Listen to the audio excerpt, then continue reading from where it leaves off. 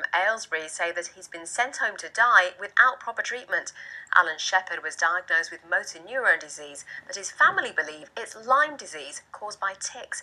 His family have paid for private blood tests to prove it's Lyme disease and are battling for him to be treated with antibiotics. Catherine DaCosta reports. A month after falling into a coma in 2014, Allan Sheppard from Aylesbury was diagnosed with motor neuron disease, a debilitating neurological condition. I can't talk, can't move.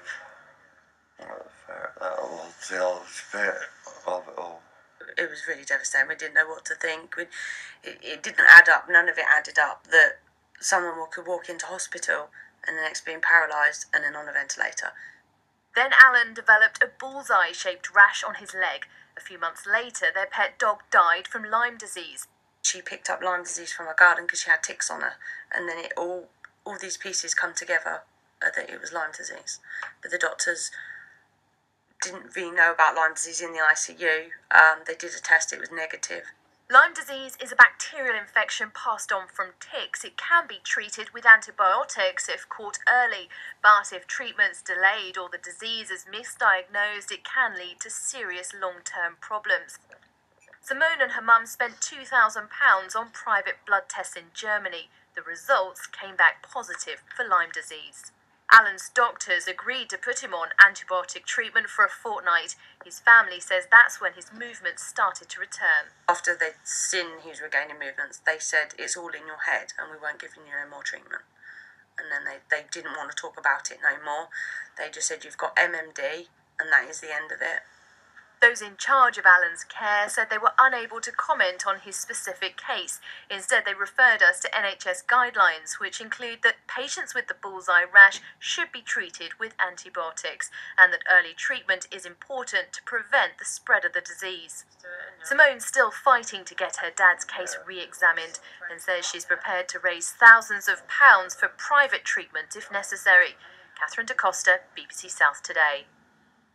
The difficulties of identifying Lyme disease have now been taken up in Parliament, where a working party has been set up to look into the issue. Earlier I spoke to our political editor Peter Henley, who told me about the pressure on the government to make changes.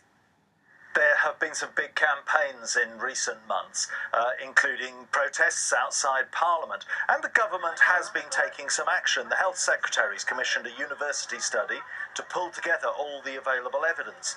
NICE are drawing up guidelines on treatments available, and Public Health England are running regular workshops for medical practitioners so that they can spot the symptoms and know what to do.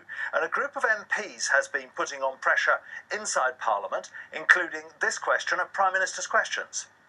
Awareness of it amongst the public and GPs is incredibly low. Will my right honourable friend ensure that her government does all that it can to raise its profile and resolve the problems surrounding both diagnosis and treatment?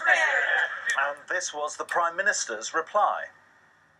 He's right, we do need to raise awareness of this issue, but we also need to ensure that diagnosis and treatment early diagnosis and treatment is there, because that's the best way of limiting the complications from this particular disease. The issue with Lyme is that it's a very difficult disease to pin down. Researchers say it's linked with conditions ranging from Parkinson's to fibromyalgia, and it might not just be from ticks. Other insect bites might be spreading it as well, and spreading not just Lyme but the associated diseases. So are there a growing number of cases? Yes, the campaigners say, according to World Health Authority figures, a 65% increase every year. And they say that's been going on for the last 20 years. So it can't just be down to people getting more exposure. There must be something going on with the reporting there. It is a really debilitating condition. People can't work. There are knock-on mental health issues. And I think the pressure is only going to grow for answers to it. Peter Henley, thank you.